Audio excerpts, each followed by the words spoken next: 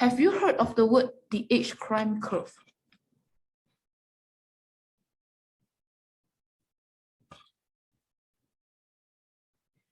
So, is that the same thing as what you saw from the crime statistics, the table? Crime was low among adolescents, mid-adolescents, increased in late adolescence to young adulthood until about the early 20s, then decrease again, continue to decrease until old age, regardless of the type of crime. And I suspect that for white-collar crime that requires less physical strength, maybe it's like this and decrease after the late 30s. It goes this way. And you know what I mean? It decrease after the 30s or mid-30s. So, older adults hardly commit crimes. Can we safely say that? So why is that the case? Why do young people commit more crimes? I mean, teenagers and young adults, late teens and young adults. If you look at this curve, why do young people commit way more crimes than adults in their mid-20s to 40s? Then older adults hardly commit any crimes. Why is that so? And this is common sense.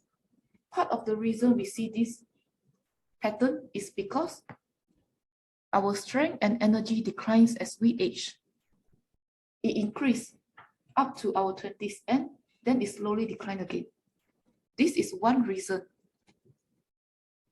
And many researchers, whether they are social scientists, natural scientists, physical scientists, doesn't matter. They attempt to graph this age crime curve in their own countries. Since the 19th century, they find the same pattern regardless of the location. Their pattern is almost the same. And this Adolphe, I cannot pronounce the last name, Quetelet, he's French. And he attempted to graph crime statistics in France in the 19th century for 3 years. He was trained as an astronomer and mathematician. He got the same pattern. And he say it's because it's more sexist in his days. So we don't publish using this word, maybe men and women, but he's from a different generation. He say men's physical strength and passion develop from adolescence to teenage, they increase to young adulthood, then they diminish after that. It's the same explanation as many later researchers. He found the same pattern.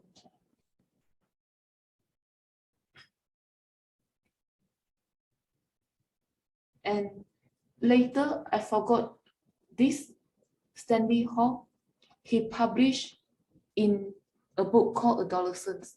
He found the same pattern.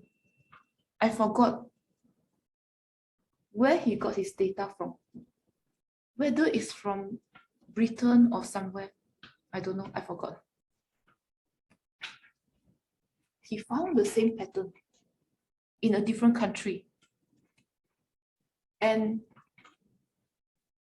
he said, maybe during from late teens to late adolescence to young adulthood, before they settle down, so to speak, is a period where people want to break free, so to speak, from their parents. They want to try new things. They want to innovate in this stage. We all been there. So they don't want anything to be rigid. They want to try new things. This could be another cause.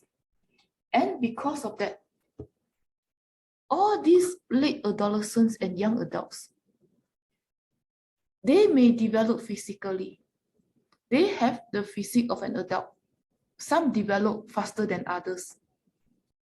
But do they have the same maturity as a full-fledged adult in his or her mid-20s and so forth and so on?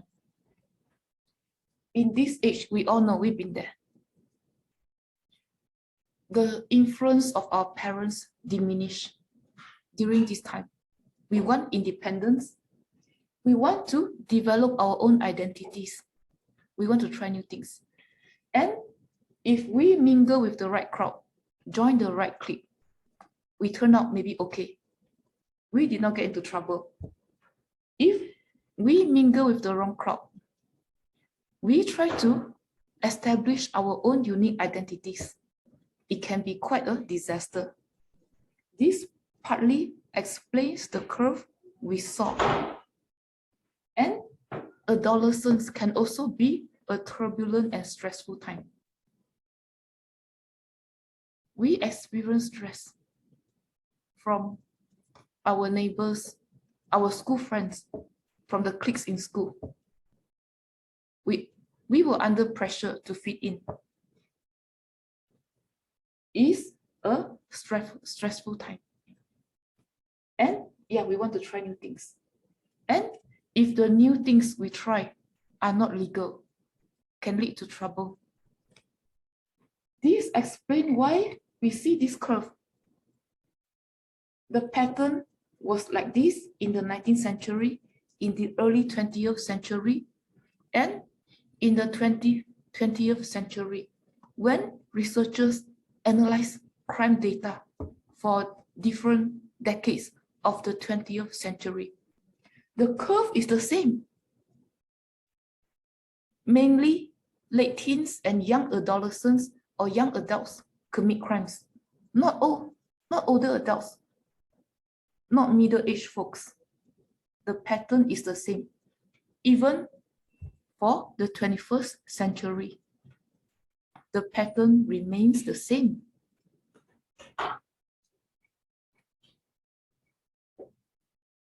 And there's also a biological explanation to what we just see. During the late teens and young adulthood, some people, especially guys, experience testosterone decline. And this affects the brain maturity. So they may look like adults, they may develop like adults, but they have yet mature like adults. And this affects their cognitive performance and decision-making skills. These partly explain the curve we see and continue to see